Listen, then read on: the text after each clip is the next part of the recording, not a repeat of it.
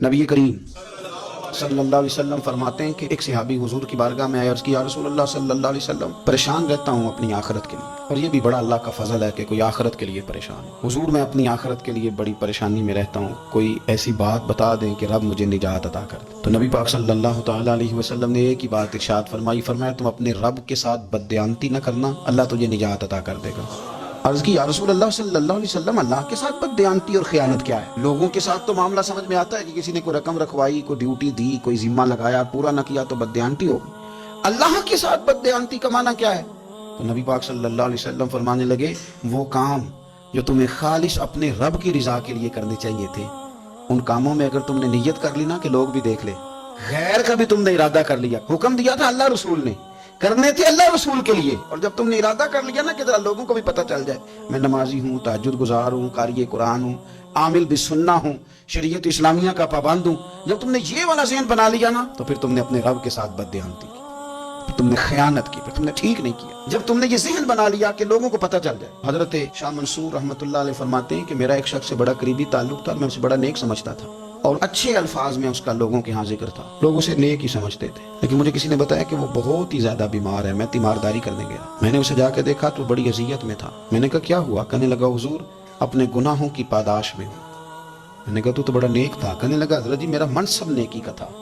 میں نے تہجد پڑھی تاکہ لوگوں کو پتہ چل جائے میں نیک ہوں، میں نے تسبیح پھیری تاکہ پیری مریدی میں اضافہ ہو، میں نے سنت شریعت کا لبادہ اوڑھا تاکہ میرے عقیدت مند بڑھ جائیں۔ وہ کام جو اللہ رسول کے لیے کرنے تھے انہی کاموں پر میں نے یہ نظام بنایا کہ جس سے خرابی واقع ہونے لگی۔ حضور پھر میں بیمار ہوا، اتنا بیمار ہوا کہ اٹھا نہیں جاتا تھا۔ ایک دن پھر میں نے قرآن شریف منگایا اور منگا کر کے اپنے صحن میں بیٹھ کر قرآن بلند کر کے کہا اللہ مجھے اس کے صدقے شفا دے دے،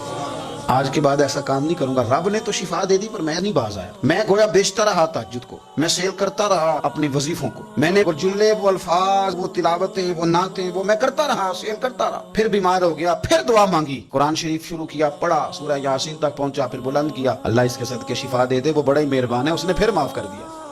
لیکن حضور اس کی بار یہ ہوا ہے کہ میں نے کئی دفعے معافی مانگی، کئی دفعے توڑی، اب میں نے پھر وہی کام کیے لوگوں کو دکھانے کے لیے، لوگوں کو راضی کرنے۔ ہمارے پلے کچھ بھی نہیں بچتا، جو کچھ ہے وہ دوسروں کو دے ڈالا۔ اس لیے نبی پاک علیہ السلام فرماتے ہیں قیامت کے دن اللہ تعالیٰ کچھ لوگوں سے فرمائے گا جن کو دکھانے کے لیے نمازیں پڑھتے تھے جاؤ ان سے جا کے اجر مانگو، جن کو دکھانے کے لیے تم نے صدقات کیے ان سے کہو تمہیں اجر دیں، جن کو دکھانے کے لیے تم نے روزے رکھے ان سے کہو تمہیں اجر دے۔ وہ جو تم نے لبادے اوڑے نا اور بڑا کچھ تم بنے کہ میں داڑھی والا، میں پگڑی والا، میں جبے والا، جن کو دکھانے کے لیے کیا جاؤ جا کے ان سے اجر لو، میں تو تمہیں اس چیز کا اجر دوں گا جو تم نے خالص میرے لیے کیا۔ تو وہ شخص کہنے لگا حضور اب میری یہ کیفیت ہے کہ اس دفعہ میں قرآن منگاتا ہوں، پڑھنے کی کوشش کرتا ہوں پر میری زبان پہ جاری نہیں ہوتا، آپ میرے لیے دعا فرما دیں۔ کہتے ہیں میں بھی رویا، وہ بھی رویا، ابھی میں اس بستی سے باہر نہیں نکلا تھا کہ اس شخص کا انتقال ہو گیا، وہ چلا گیا۔ آج تک پریشان ہوں کہ مالک بندہ نوازی فرما، تھوڑا سا اپنے لیے بھی ہمیں کچھ کرنا، ہمیں غور کرنا ہے کہ یہ کام کرتے وقت میرا ارادہ کیا ہے، اس کام سے میرا مقصود کیا ہے، اور جس ارادے سے میں کر رہا ہوں پھر اس کا نتیجہ کیا ہے۔